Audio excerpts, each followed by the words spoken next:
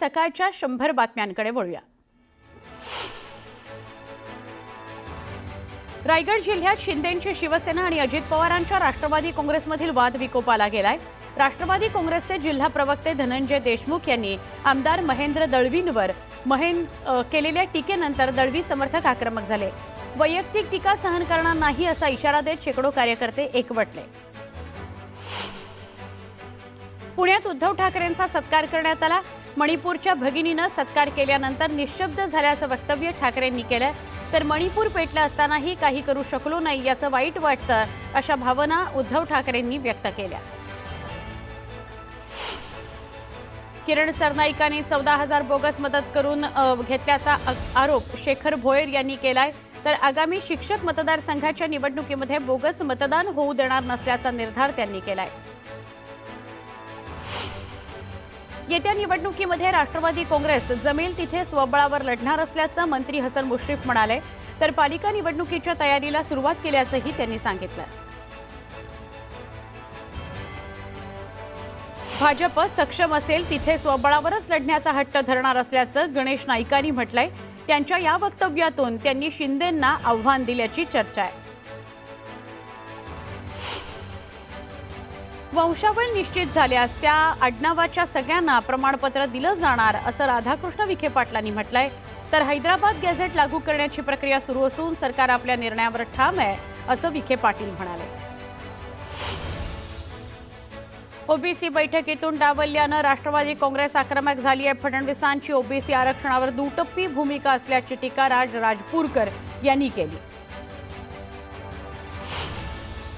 मनोज जरांगे ओबीसीतून मिळणाऱ्या वंजारी समाजाचं 2% आरक्षण रद्द करा असं त्यांनी म्हटलं होतं। जरांगे यांच्या वक्तव्यामुळे राज्यात सामाजिक तेढ निर्माण करण्याचा प्रयत्न होतोय असं ढाकणे म्हणाले। केंद्रीय गृहमंत्री अमित शहा अहिल्यानगरच्या दौऱ्यावर आहेत। अमित शहा शिर्डीत मुक्कामी आहेत। साईबाबांच्या दर्शनानंतर अहिल्यानगरमधील विविध विकास कामांचं अमित शहा उद्घाटन करतील। मुख्यमंत्री आणि दोन्ही उपमुख्यमंत्रीही त्यांच्या सोबत असतील। नुकसानग्रस्तांच्या मदतीबाबत या चौघांमध्ये काही चर्चा होते का हेही बघायचं। तशी काल चर्चा झालीच आहे। नवी मुंबई विमानतळाचं उद्घाटन 8 ऑक्टोबरला होणार आहे। पंतप्रधान नरेंद्र मोदींच्या हस्ते विमानतळाचं उद्घाटन करण्यात येणार आहे।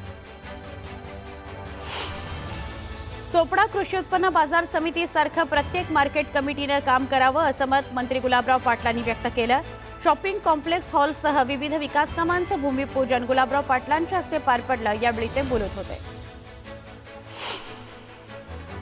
धाराशिवमध्ये आमदार राणा पाटलांच्या कार्यक्रमात गोंधळ झालाय। काही महिलांनी कार्यक्रमाला विरोध केला। आमदार राणा पाटील कार्यक्रम सोडून निघून गेले।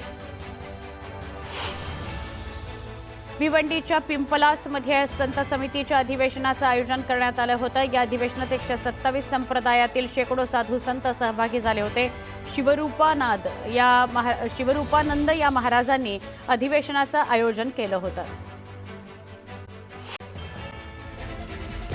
एक महत्त्वाची बातमी आपण स्क्रीनवर बघतोय। मनोज जरांगे आंदोलनानंतर हैदराबाद गॅझेटचा जीआरच्या अंमलबजावणीचा निर्णय झालेला होता। मात्र याला ओबीसी संघटनांनी विरोध केलेला आहे। म्हणजे हैदराबाद गॅझेट लागू करू नका असं ओबीसी संघटनांचं म्हणणं आहे। या पार्श्वभूमीवर राज्य सरकारनं ओबीसी नेत्यांची काल बैठक बोलावलेली होती। राज्य सरकारनं ओबीसी संघटनांसोबत चर्चाही केली। या बैठकीत छगन भुजबळ आक्रमक झालेले बघायला मिळाले। विधी आणि न्याय विभागाची परवानगी न घेता हैदराबाद गॅझेट संदर्भात तुम्ही शासन निर्णय कसा काय काढला? ओबीसी समाजाकरता असलेल्या महाज्योतीकरता सरकार निधी लवकर का उपलब्ध करून देत नाहीये? असे वेगवेगळे सवाल भुजबळांनी या बैठकीमध्ये उपस्थित केले। मराठा आरक्षणासंदर्भात काढलेला जीआर रद्द करण्यात यावा अशी आग्रही मागणी या बैठकीत ओबीसी नेत्यांनी लावून धरली। ही मागणी सरकारनं फेटाळल्यानं बैठक फिसकटली। बैठकीनंतर 10 तारखेच्या मोर्चावर शिक्कामोर्तब करण्यात आलं। मी पण मागणी केली आणि पंकजाताईंनी सुद्धा मागणी केली की 2014 पासून मराठ्यांना किती ओबीसी प्रमाणपत्र दिलेत, कुणबी प्रमाणपत्र दिलेत, त्याची श्वेतपत्रिका काढा, ही सुद्धा मागणी केली। इतर मागण्या भरपूर होत्या, पण आम्ही त्या मागण्यावर जोर नव्हता, कारण आमच्या हक्काचं संरक्षण पहिले करणं हे आमचं काम होतं. 10 तारखेचा मोर्चा जो ओबीसी संघटनांनी कॉल केला आहे तो मोर्चा मात्र परत घ्यावा. राज्याची पूर परिस्थितीचा विचार करून हा मोर्चा परत घ्यावा अशी विनंती माननीय मुख्यमंत्री महोदयांनी विजय वडेट्टीवार आणि सर्व शिष्टमंडळाला केली आहे.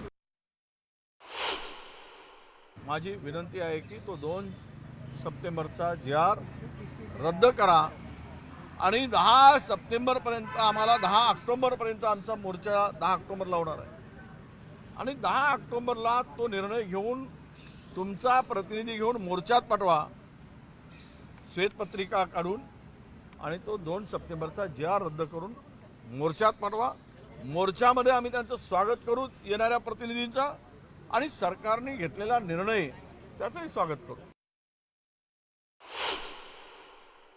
ज्या जातीचा नेता मराठ्यांच्या पोरांच्या जातीच्या आणि आरक्षणाच्या विरोधात जाईल तो अडथळा मराठ्यांनी दूर करत जायचा, कधीच विसरायचं नाही, सोडून द्यायचं नाही. कडवट आणि कट्टर मराठ्यांनी बनायचं हे ध्यानात ठेवा. जे मराठ्यांचे नेते मराठा आरक्षणाच्या विरोधात जाते त्याला संपवायचं. पुन्हा एकदा वेगवान स्वरूपातल्या घडामोडी. सोलापूर जिल्ह्यातील कोबी उत्पादक शेतकरी उद्ध्वस्त झालाय. पुरोली तालुक्यामध्ये अर्धा एकर कोबीचं नुकसान झालंय. शेतकऱ्याला पंचनाम्यापासून वंचित ठेवल्याने शेतकरी हवालदिल झाला. अतिवृष्टीमुळे भातशेती उद्ध्वस्त झाली आहे. हातातोंडाशी आलेलं पीक पावसामुळे मातीमोल झालं, पण काही ठिकाणी शेतकऱ्यांना मदत मिळतेय, काही ठिकाणी मिळतही नाही.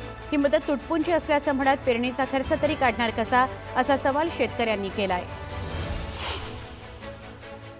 मराठवाड्याला पावसानं झोडपलंय. अनेकांची घरं आणि शेती उद्ध्वस्त झाली आहे. पूरग्रस्तांकरता साताऱ्यातील कराड तालुक्याच्या प्रत्येक गावातून आणि शहरातून जीवनावश्यक साहित्य जमा करण्यात आलंय. मराठवाड्यातील शिरूर, कासार, जाट, नांदूर, पाटोदा या गावांचं अनेक ठिकाणी हे साहित्य पोहोचवलं जाणार आहे. अकोल्यातही अतिवृष्टीमुळे फळबागांना फटका बसलाय. संत्र्याची झालेली गळती आणि पीक विमा न मिळाल्यानं संतापलेल्या शेतकऱ्यानं JCBच्या माध्यमातून संत्र्यांची झाडं उद्ध्वस्त केली. हिंगोलीच्या औंढा नागनाथ इथं शालेय विद्यार्थ्यांनी राज्यातील पूरग्रस्तांना मदतीचा हात दिला. नागेश्वर विद्यालयाच्या विद्यार्थ्यांनी शहरातून मदत फेरी काढली. या मदत फेरीच्या माध्यमातून मुख्यमंत्री सहायता निधीकरता 13,000ची मदत जमा करण्यात आली. अतिवृष्टी आणि पूरपरिस्थितीमुळे बीडच्या कपिलधारवाडीमध्ये रस्त्यांच्या भेगा आणि घरांना तडे पडले. त्यामुळे भूस्खलनाचा धोका निर्माण झालाय. गावकऱ्यांमध्ये भीती आहे. पुढच्या वर्षी राज्यात मेगा सरकारी नोकर भरती अत्यंत पारदर्शक आणि गतिशील पद्धतीनं करण्यात येईल, अशी घोषणा मुख्यमंत्री देवेंद्र फडणवीस यांनी केली. 10,309 जणांना नोकरीची प्रमाणपत्र देण्याच्या कार्यक्रमावेळी ते बोलत होते. दिवाळीच्या तोंडावर महावितरणनं वीज दरवाढ जाहीर करून ग्राहकांना महागाईचा झटका दिलाय. ऑक्टोबरच्या बिलामध्ये प्रति युनिट 35 ते 95 पैशांपर्यंत वाढ करण्यात आलेली आहे. अरबी समुद्रात निर्माण झालेल्या शक्ती चक्रीवादळाचा परिणाम 7 ऑक्टोबरपर्यंत मुंबई, ठाणे, पालघर, रायगड, रत्नागिरी, सिंधुदुर्ग या किनारपट्टीलगतच्या जिल्ह्यांमध्ये बघायला मिळणार आहे. त्यामुळे तिथं मुसळधार पाऊस पडू शकतो. त्यामुळे मच्छीमारांनी पुढील काही दिवस समुद्रात मासेमारी करता जाऊ नये असं आवाहन स्थानिक यंत्रणांनी केलं आहे. नाशिक त्र्यंबकेश्वर सिंहस्थ कुंभमेळ्यासाठीची पायाभूत सुविधांची सगळी कामं दर्जेदार आणि गतीनं पूर्ण करण्यात यावीत, असे निर्देश मुख्यमंत्री देवेंद्र फडणवीस यांनी दिले. नाशिकमधील नवीन रिंग रोडचं काम कोणत्याही परिस्थितीत पूर्ण करावं, तसंच साधूग्राम टेंट सिटीसाठीची भूसंपादनाची कामं सुद्धा गतीनं पूर्ण करावीत, असे निर्देशही त्यांनी दिले आहेत. शिक्षण विभागानं सुरू केलेल्या स्वच्छ आणि हरित विद्यालय रेटिंग योजनेअंतर्गत महानगरामध्ये महापालिकेच्या आणि उपसंचालक अंतर्गत 1040 शाळांनी 100% सर्वेक्षण पूर्ण केलेलं नाही. याबाबतचा अहवाल शिक्षण विभागानं नुकताच जाहीर केला. दुसरीकडे शाळांमध्ये विद्यार्थ्यांना शिकवण्याकरता पुरेसा वेळ हवा आणि त्याकरता पंधरवडा जाहीर करण्याची वेळ आल्याचं मुख्याध्यापकांनी सांगितलं आहे. पालिकेनं 4 शाळांचा पुनर्विकास करण्यासाठी धोरण आखलं आहे. त्यानुसार 10 मजल्यांच्या इमारती उभारण्यात येणार आहेत. यात अत्याधुनिक वर्ग आणि अन्य सुविधा, तर वरच्या मजल्यावर सभागृह, कौशल्य कक्ष आणि अंतर्गत खेळांकरता सुविधा असणार आहेत. आर्थिक वर्षाच्या पहिल्या 6 महिन्यांमध्येच महापालिकेच्या कर निर्धारण आणि संकलन विभागाकडून जवळपास 3,100 कोटींचा मालमत्ता कर संकलित करण्यात आला आहे. यंदा पालिकेने 7,700 कोटींचा मालमत्ता कर संकलित करण्याचं उद्दिष्ट ठेवलं आहे. आता व्हॉट्सॲपद्वारे LPG गॅस सिलेंडर बुक करण्याची सुविधा सुरू करण्यात आली आहे। यामुळे गृहिणींना दिलासा मिळाला आहे। कॉलद्वारे सुद्धा सिलेंडर बुक करता येतो, परंतु अनेकदा कॉल कनेक्टच होत नाही, नेटवर्क समस्या येते, यामुळे सिलेंडर बुकिंग करताना अडथळा येतो आहे। पण व्हॉट्सॲपद्वारे तेव्हा सहजपणे सिलेंडर बुक करता येतोय। साताऱ्यात पावसानं विश्रांती घेतल्यानं गेले 2 महिन्यांपासून सुरू असलेल्या कोयना धरणातील पाण्याचा विसर्ग पूर्णपणे थांबवला गेलाय। कोयना धरण सध्या पूर्णपणे भरलंय, सिंचनाची चिंता मिटली आहे। वर्ध्याच्या हिंगणघाट इथल्या कारंजा चौकात दुर्गादेवीच्या मूर्ती विसर्जनादरम्यान 2 गटांमध्ये चांगलाच वाद झाला। हा वाद सोडवायला गेलेल्या पोलिसावर हल्ला चढवत या वादात एक पोलीस कर्मचारी जखमी झाला। मूर्ती विसर्जन निवडणुकीमध्ये हा प्रकार घडला। ज्येष्ठ अभिनेते पद्मश्री अशोक सराफ यांना संगीत सूर्य केशवराव भोसले स्मृती पुरस्कार प्रदान करण्यात आला। कोल्हापुरामध्ये अखिल भारतीय मराठी नाट्य परिषदेच्या वतीनं हा पुरस्कार देण्यात आला।